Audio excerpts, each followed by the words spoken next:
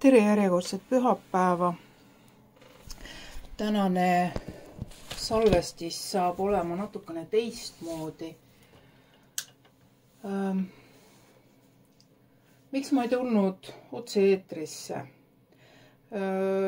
Mu tervis ei olnud kõige parem. Samuti oli järjekordselt niisugune tühi koht, et mis teema tuleks, sest peale mu enda teemade ei ole siin paari nädala jooksul nagu niisugust suuremat teemat nagu esile kerkinud, et mis peaks olema. Aga ma teen nüüd niisuguse salvestise ja püüan selle hiljem üles panna. Mis siis selle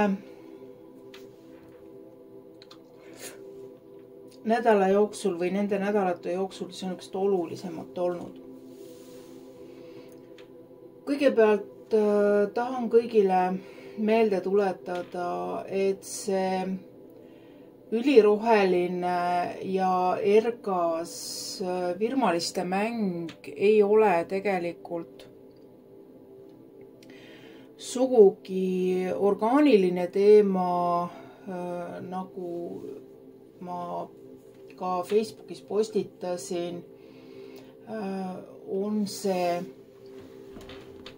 inimtekkeline ehk siis haarp, mis siis on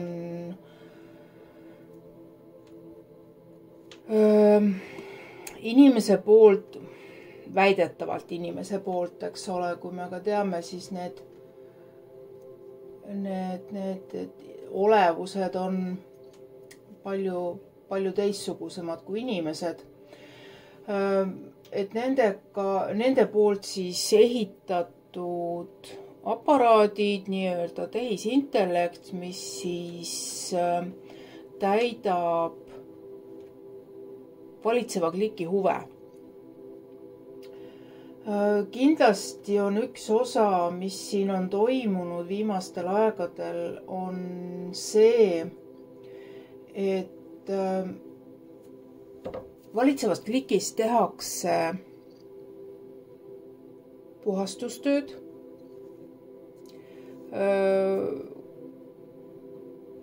Sealt ka minu eelmise nädala postitus südametunnistuse kohta ehk siis ela südametunnistuse järgi, mis tegelikult tähendab seda, et nii nagu sa eitad oma vastutust omaenda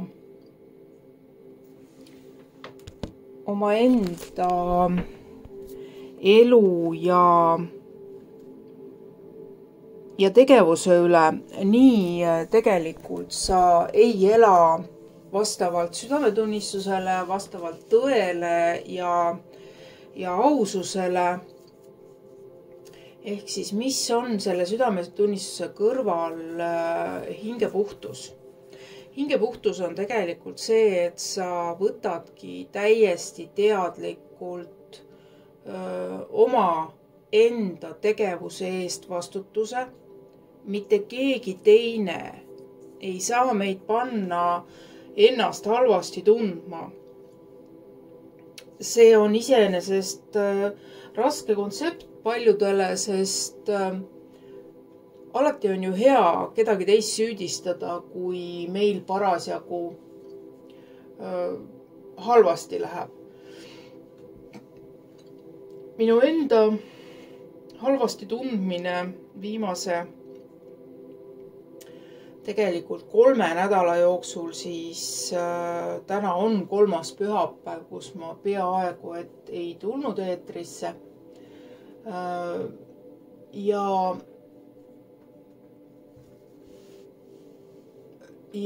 Ja mis siis tegelikult on selle halva tunde põhjus?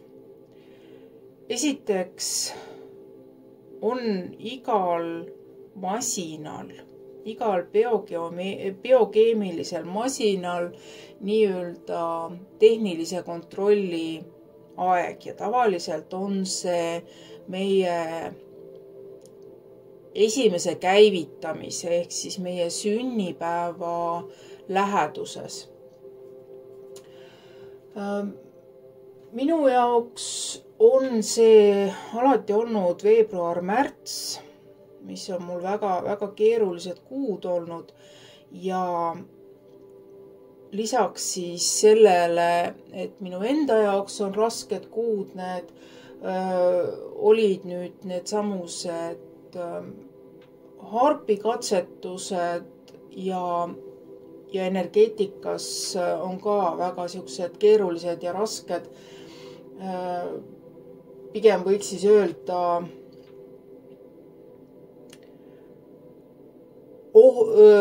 ärevad, oht on õhus, sellepärast et nagu ma ennem ütlesin, meie valitsevad klikki on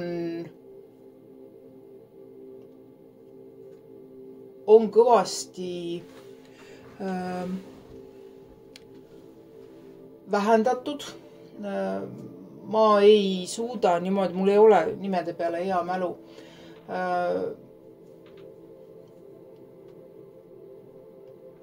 Siin, kes siin läksid, Venemaa rahandus, Nõukogude Venemaa rahandusminister endine, siis mingi Ameerika rahade tegutseja. Aga Irina Belichova oli see, kes need lahkumised paremini lahti rääkis, kuigi ma ei suutnud ka teda nendel olukordadel kuulata, sellepärast et no lihtsalt ei olnud mingisugust sellist jõudu, et ma nüüd tulen, teatan, jagan, olen. See on selline iseendaga olemise aeg, kus üks asi, mida tuleb kindlasti teha, on lasta kontrollida oma füüsilist tervist, siis võtab maha palju sellist survet, et kas ma nüüd olen hulluks läinud, et mitte seda, et meie vastuvõtuvõime läheb käest ära, vaid siin ongi see, et me võtame vastu energeetikast palju rohkem informatsiooni, kui meie füüsiline keha või siis biokeemiline masin suudab endasse salvestada ja see tõmbab selle masina kinni, ehk siis kujutage ette kõige lihtsamat olukorda, et teil on vana IBM-i arvuti, mis olid nende suurte kuvaritega, sinna aastatesse 90. Ja sa püüad sinna peale tõmmata tänapäevast tarkvara või kõige lihtsam, hoopis teise, isegi praeguse aja Windowsid ei saa hakkama Androidi programmidega, et käivituda ja tegutseda edasi. Ehk siis see masin jookseb kinni. Lihtsalt jookseb kinni sellepärast, et tal ei ole millega seda informatsiooni siduda. Tulen tagasi harpi juurde. sest harp on tehniliselt, eks ole, meedia räägib inimtekkeline, kuigi harpi olemasolu üks 10 aastat peavoolumeedia eiras, sellepärast et ei olnud ju hea tavainimestele teada anda, et vaat näed, me suudame kliimat kontrollida. Norras, Gröönimaal, kõik need Põhjamaad on andnud tagasisidet just fotodega, et on just niisugune omalaadne portaali taoline nagu rõngas.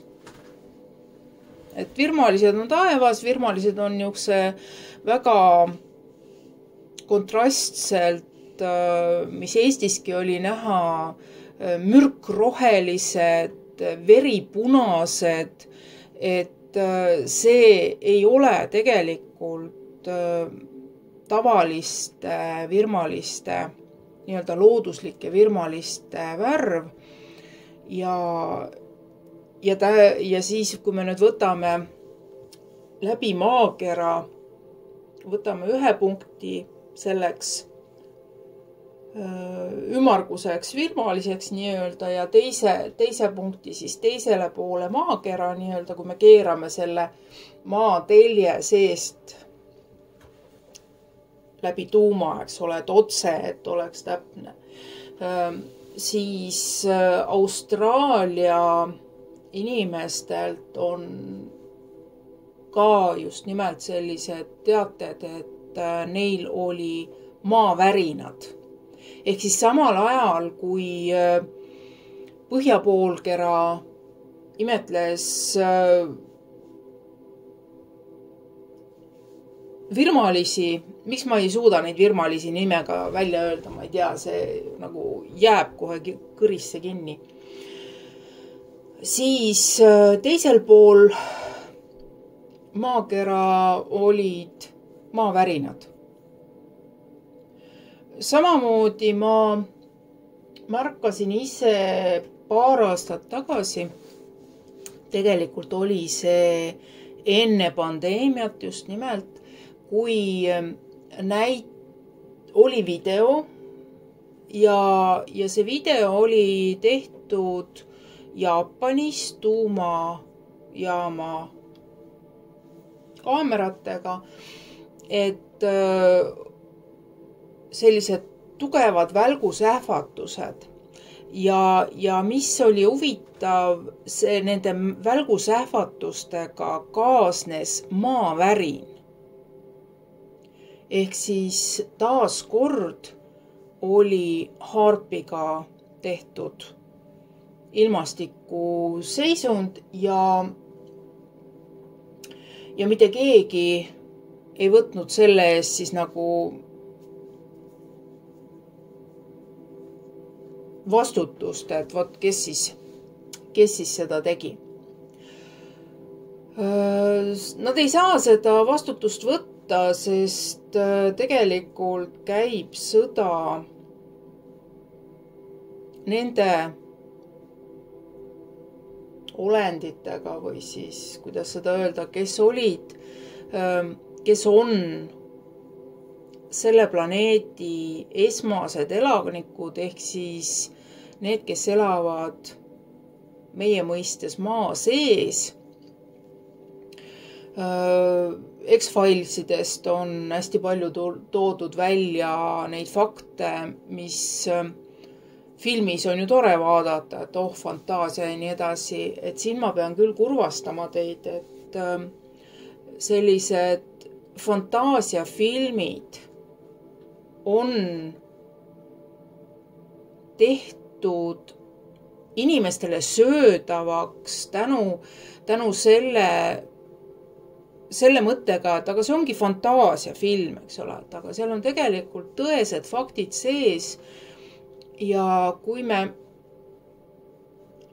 ei hakka mõtlema, et mis seal taga tegelikult on, kui me võtamegi seda kõik, jah, see on jama, seda ei ole olemas tegelikult, siis tekibki see sama funktsioon meie ajul, mida ma olen mitu korda ka meie vestlustes siin esile toonud, et kui sa ikka endale pidevalt korrutad, et pastakat ei ole laua peal, siis sa ühel hetkel enam seda pastakat sealt laua pealt ei näe. Vaatamata sellele, et sul tegelikult teised seda pastakat näevad seal, aga sinu jaoks on see ajule kinni kaetud. Ehk siis tegelikult täpselt samamoodi ükskõik millised olendid, millised lendavad taldrikud, millised draakonid, millised lohed, mis iganes muud palvetaja ritsikaalaadsed tulnukad. Meie aju on õpetatud nende kohalt nagu välja lülituma, need ei ole.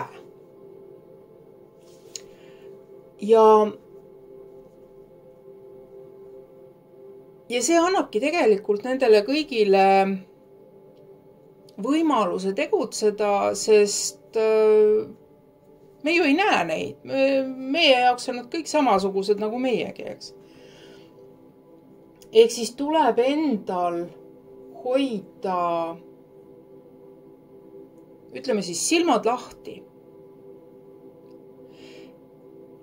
Mida kindlasti ei tohi teha? Selleks, et olla teadvel, nii-öelda ärganud või siis kuidas need New Age'i terminid on,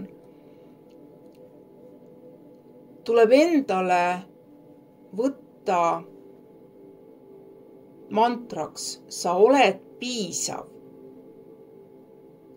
Sinu mõttemaailm on piisav. Ma ei räägi siin seda, et vaata, et keegi teine ei näe ja mina näen ja siis ma pean hakkama kohe teistele peale ajama, et vaat näed, nii ongi. Mis on ka tegelikult okei, et see, mida sina näed, ongi sinu nägemine. Aga siin tuleb võtta seda arvesse, et meie võime näha, aga niinimetatud mugud ei pruugi neid näha ja isegi kui nad näevad neid, siis nende aju on õpetatud seda mitte nägema. Täpselt sama praegu tuli infovoog sisse just sellega, et kui sind on piisavalt hästi treenitud, sul on pidevalt räägitud, sa ei ole mitte keegi, kõik, mida sa teed, on teistele haiget tegev. Sa pead ennast tegema võimalikult väikseks, sa oled siin ainult laste sünnitamiseks, sul ei ole õigust olla, sul ei ole õigust elada. Ja selle sama treeningu tulemusena ongi tekkinud see, et isegi kui sa näed endas häid omadusi, siis esimene reaktsioon sellele on see, et ei, ma ei tohi neid endale lubada, sellepärast, et minu olemasolek teeb teistele haiget. Loomulikult seda on nii-öelda avatud silmadega inimesel nonsense kuulata, aga kahjuks on meie maailmas väga palju selliseid inimesi, kes on väga lihtsalt allunud sellele dressuurile. kõige lähem näide, võtke pandeemia ajad.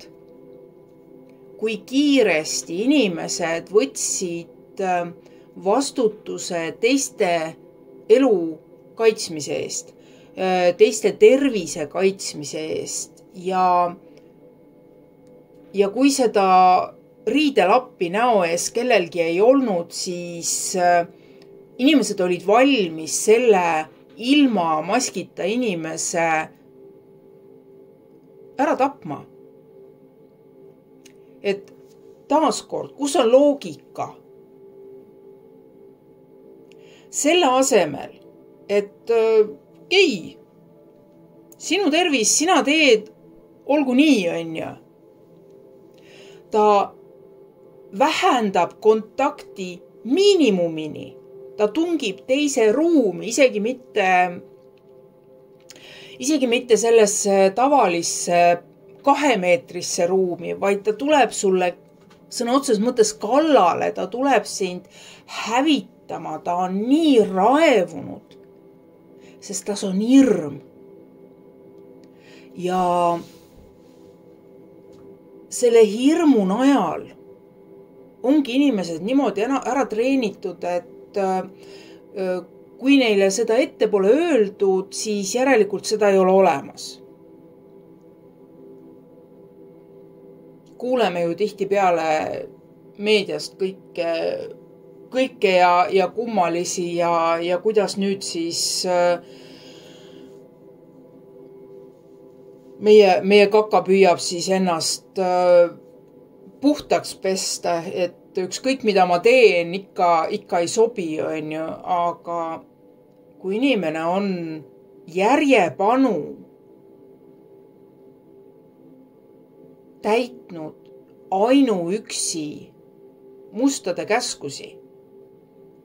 Ehk siis sealt lähme tagasi mitme põlvkonna vältel, kes ongi pärit just nimelt sellest praegu maailma hävitavast klikist ja nad arvavadki, et inimesed ei peagi mitte midagi omama, midagi saama, et peamine on see, et neil endil on hea olla.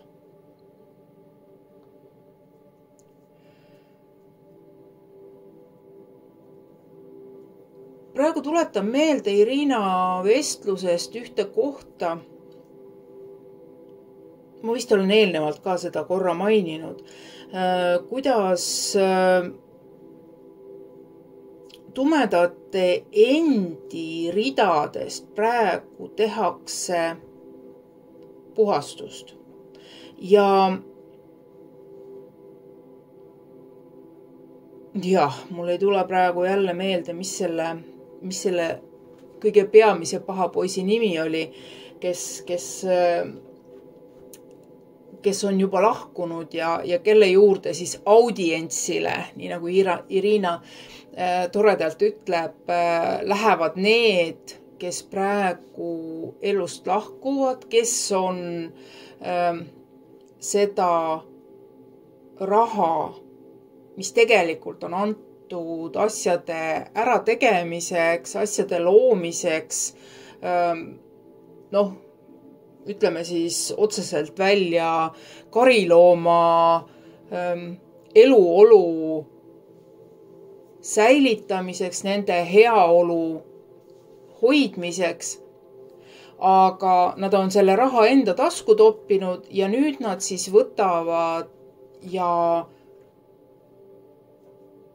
tapavad iseennast. Ei ole mul nimedega head suhet, ei ole. Kellest ta just rääkis, et öeldi, et inimene suri haiguse tagajärjel. Tegelikult on asjaolud selliselt, et ta kogus kokku oma perekonna ja jättis kõigiga hüvasti ja põhimõtteliselt kihutas kuuli endale ajudesse ja sellega siis lõpetas selle selle masina tegevuse. Miks see hea on?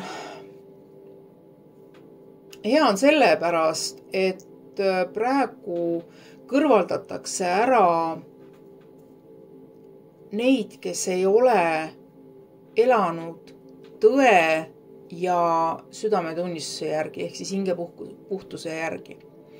Me võime küll arvata, et ühed on valged ja teised on tumedad, eks ole, aga ka valgustöötajate hulgas on elu hävitavaid tegelasi, kas või võtame põhjuse, miks mina ei armasta üldse selliseid inglitädide jutukesi ja ingleid nagu kokkuvõttes ongi see, et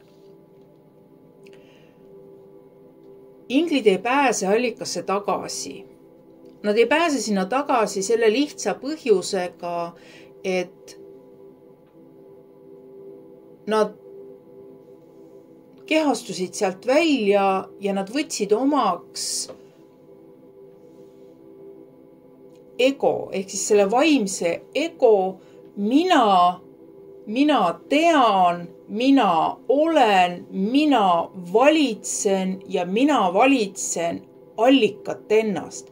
Ehk siis olukord selline, et inglid otsustasid, et nad peavad saama allikatarkused kõik enda valitsuse alla. See aga tõmbas nad koheselt sageduselt alla. Ehk siis see samune harjutus, mida ma lugesin sisse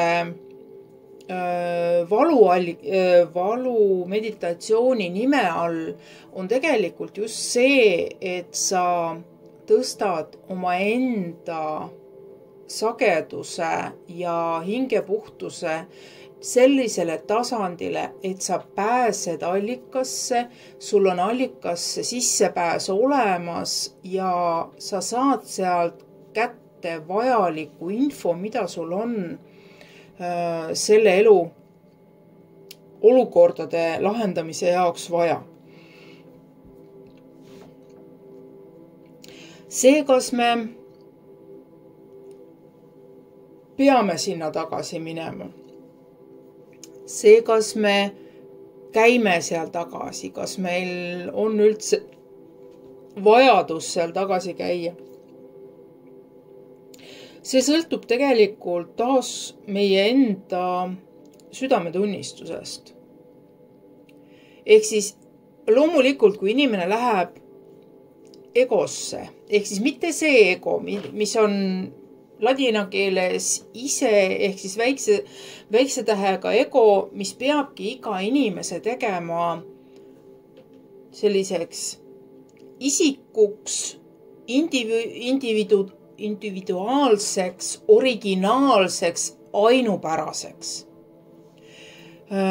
Vaid ma pean siin silmas vaimset egoismi, mis siis panebki kõikidelt nõudma seda, et teie peate nüüd minu sõna järgi käituma. Ja see, kui mina teen vastu oma jutlustele, siis sina ei tohi seda isegi mulle mitte näidata, et ma seda teen, vaid sina pead käituma minu sõnade kohaselt. See on puhas vaimne egoism ja see on just see, millega inimene ei ulata sellele sagedusele, mis laseks teda allikasse sisse. Loomulikult inglid on tavainimese sagedusest kõrgemal ja see on ka põhjus, miks pärast palju aastaid, palju aastakümneid, ütleme aastasadu on inimesi just sellisel kujul ninapidi veetud, et et nad on jumalad. Nad ei ole tegelikult jumalad, nad on kehastused, allikast välja kehastunud olemid, täpselt nagu meiegi, aga nad püüavad ennast teha nagu kõige võimsamateks, ehk siis vaimne egoism.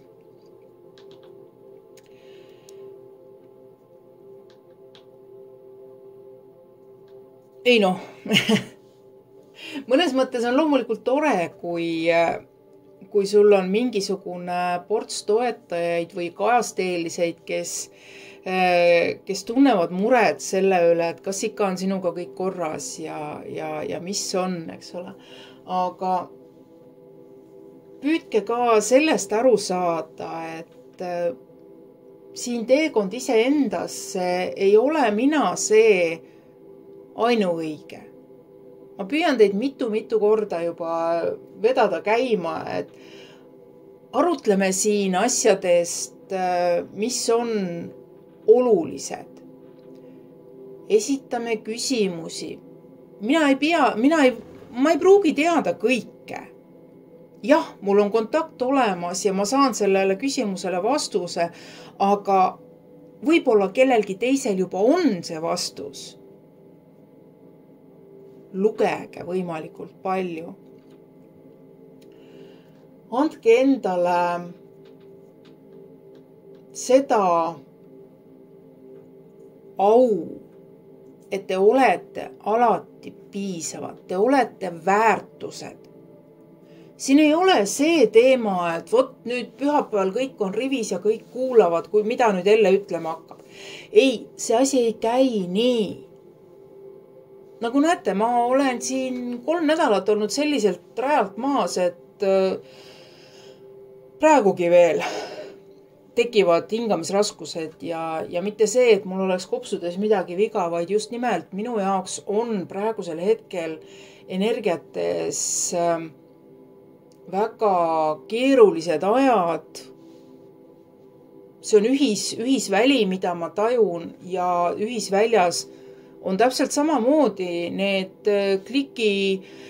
valitseva kliki minionid, kes siis samamoodi, nad on ju hirmul sellepärast, et kõik, kes on elanud südametunnistuse vastaselt, ei tule mul see nimi meelde. No ei tule, no täitsa keele peal ja ei tule. Ja isegi nende, Gravetta. Ja nende Gravetta lepingute kohaselt on tegelikult asju jätnud tegemata. Ehk siis, kas te olete märganud, et kroonitud pead annavad oma kroonid ära? Ehk siis nad ei esine kroonidega enam. Oli eelmine nädal Andrus jagas videot, Andrus võiks selle siia sellesse meie gruppi ka panna ülesse, kus Inglismaa kuningakoja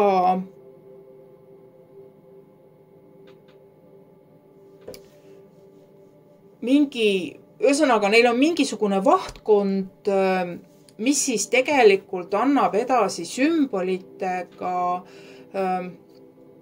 olukorda kuningakojas. Ja mis minu jaoks oli hästi üllatav, ennem kui ma üldse asjale hääle peale panin, oli see, et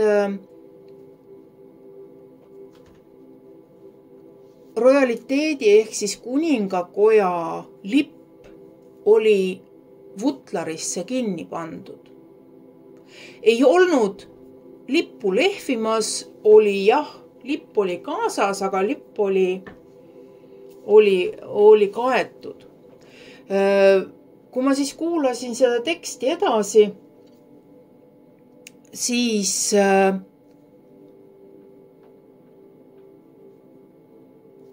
oli see, kuidas seal oli, 2 musta hobust ja 1 valge. Et valge hobune näitab, et kuningas on oma residentsis, aga 2 musta hobust ja 1 valge, et valge hobune näitab, et kuningas on oma residentsis, aga 2 musta hobust ja 1 valge, et kuningas on oma residentsis, aga 2 musta hobust ja 1 valge, et kuningas on oma residentsis, aga 2 musta hobust ja 1 valge, et kuningas on oma residentsis, aga teda valvab 2 musta hobust, ehk siis just täpselt nagu kuningas oleks tegelikult koduarestis. Väidetavalt on kuningad kõik haiged. Kui me aga lähme Suurbritannia kuningakoja ajaloo kallale, siis sellised sügavad sümboolsed jalutuskäigud tegelikult räägivad meile palju rohkem kui ükski peavoolumeedia kanal üldse julgeb sõna üles võtta. Nii, mis mul veel oli? Mingi teema oli veel vahepeal, korra kerkis üles.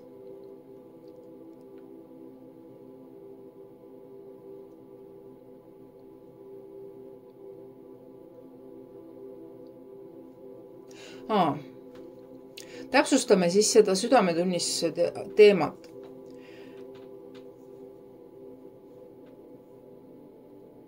Nii mõnigi küsis mu käest, et mis on tema praegustel probleemidel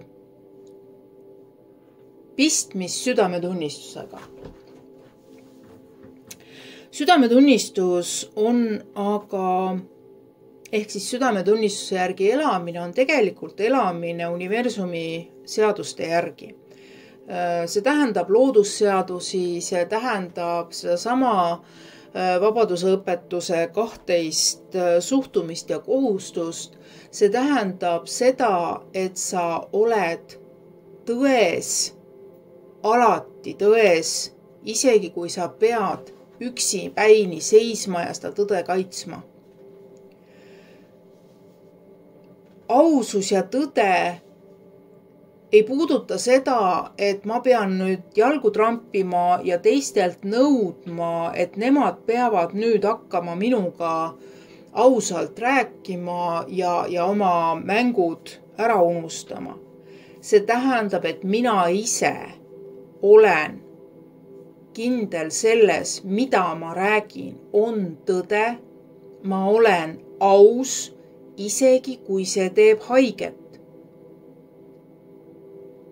Mul ei ole õigust mitte kellegile hakata siin epistlit lugema, näed, sa valetasid mulle. Aga võib-olla see inimene usub ise, et see on tema tõde. Taas kord tuletan meelde jutukest või seda lugu, et kui sa kutsud endale varga, sa tead, et ta on varas. Sa kutsud ta endale külla, jätad oma rahakoti kuskile sinna samma laua peale ja jätad ta üksipäini selle rahakotiga sinna tuppa. Ise lähed mõneks ajaks näiteks kööki. Ja kui see varas lahkub, on ta 98% kindlusega läinud koos sinu rahakoti sisuga. Sa ei saa mitte kedagi teist selles süüdistada kui ainult iseennast. Sa teadsid, et see inimene on varas. Sina jätsid oma rahakoti talle nähtavale ja ahvatluseks. Ta ei käinud sul kapis kolamas, ta ei otsinud su taskuid läbi, ta võttis tema nina alla jäetud rahakotist seda, mida temal oli vaja. Vaja, harjumus, sõltuvus, see ei oma tähtsust. Sina olid see, kes tegi need otsused. Seega, ainult meie ise vastutame selle eest, kuidas me millegisse, kellegisse reageerime. Kui me üritame ennast teha paremaks teistest, siis tegelikult tõmbame me oma sageduse alla, sest me lähme vaimsesse egosse ja see sagedus on väga madal. Ma näitan, mis ma olen, aga tegelikult mu sees on tühjus.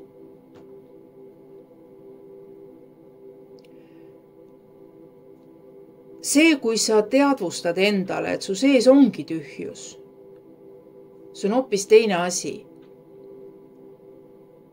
See tähendab seda, et sa teadvustad, et sa tunned ennast sitasti, et sa ei suuda ennast väärtustada, et sul on valus, et sa mis iganes. Sa teadvustad seda. See tähendab seda, et sa ei aja seda mitte kellegi teise süüks, vaid sa ütled endale, jah, mul on praegu vot selline tunne sees ja ma ei lähe ennast kellelegi kuskilegi esindama.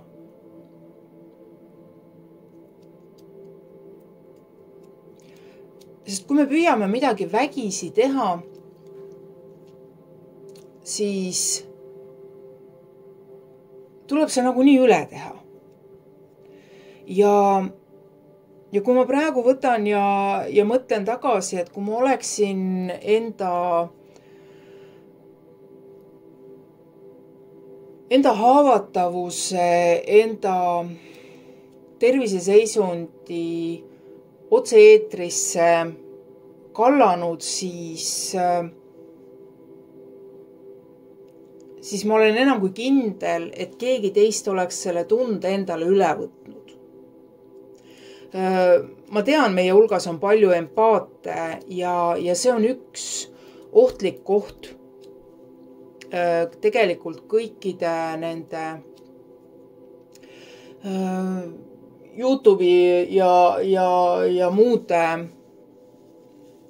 seminaride ja selliste videotega, et kui see, kes on kaamera ees, kes siis nagu jagab midagi, tunneb ennast tegelikult väga sitasti ja ta on otse-eetris. Loomulikult seda saab ka salvestiste pealt tajuda, aga kui ta on otse-eetris ja kuulaja on empaat, siis ta korjab selle, mis siis, et mask on ees, kõik on super hea, aga kuulaja korjab endale selle teise tunde enda sisse. Me oleme seda korduvalt rääkinud, et empaat olla ei tähenda seda, et sa tead, mida teine tunneb, vaid sa tunned seda, mida teine tunneb.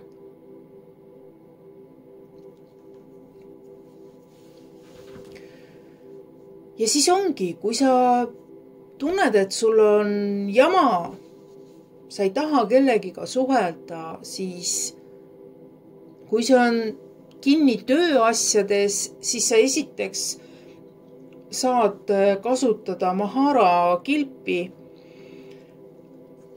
See on meil ka grupis siin üleval, kuskil saab selle otsingumärgiga kenasti selle üles leida. Sa paned endale selle kilbi ümber ja hoiad ennast maski taga.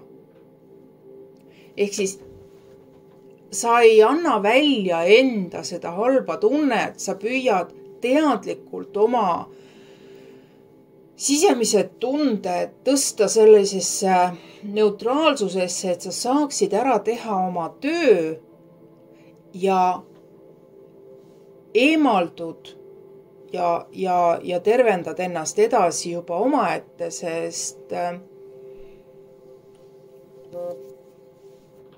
sest me ei saa tegelikult võtta vastutust selle eest, mida teised tunnevad, küll aga me saame võtta vastutuse selle eest, et kui ikka mina tunnen praegu ennast halvasti, siis on väga oluline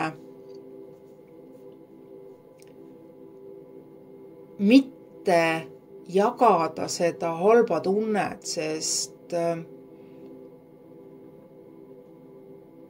seda halba tunnet leiab igaüks isegi.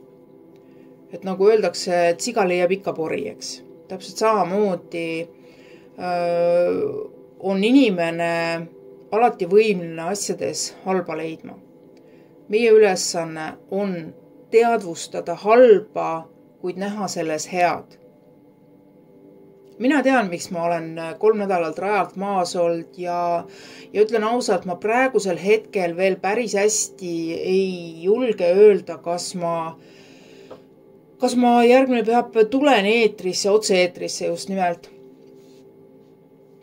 Mul peaks... siis veel ei ole puhkus, mul on vaja veel tööl olla. Aga ühesõnaga 25.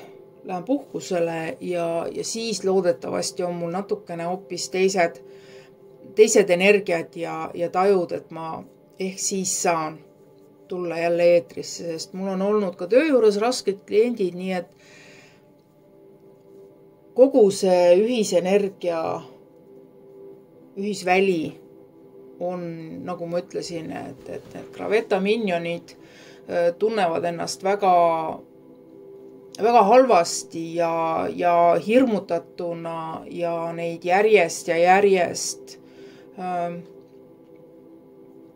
kaob. Neid kutsutakse siis Graveta juurde audientsile. Mulle tegelikult see kujund nii meeldib. Aga mis puutub sellesse, kas sa oled valgus või tume, tegelikult on kõigil olemas vaba valik ja see, kas sa oled seda vaba valikut kuritarvitanud või oled sa elanud südametunnistuse järgi ja aususes ja hoidnud oma vaimse hügieeni korras, seda saab igaüks siis teadma siis, kui see kehastus läbi saab. Ei. Okei. Huvitav uudis tuli praegu.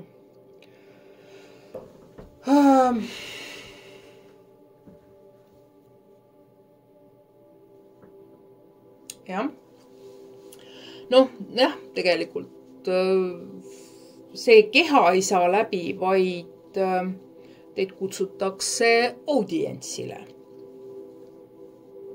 Vot, jah, see on õige.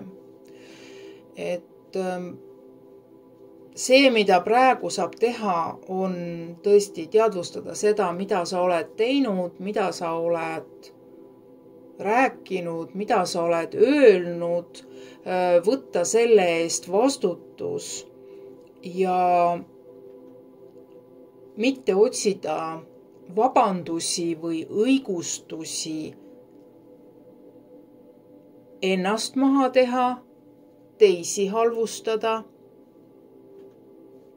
vaid lihtsalt olla hetkes, aususes, südametunnistuses ja mis kõige olulisem, tingimusteta armastuses. Aga praegusel hetkel tundub, et teema on otsa saanud. Praegu vaatan, salvestist on 49 minutit, ehk siis tänan kuulamast.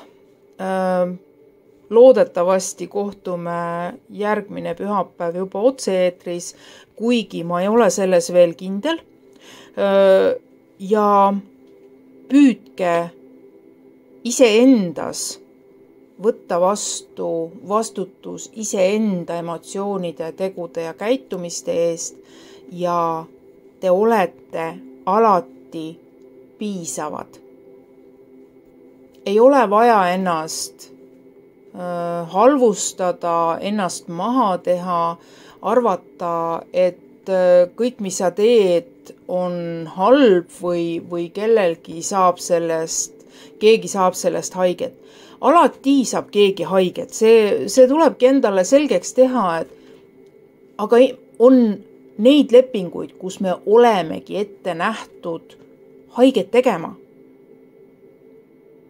Ja siin ei ole seda kohta, et me hakkame nüüd ennast sellepärast maha tegema, et näed, ma teen talle haiget.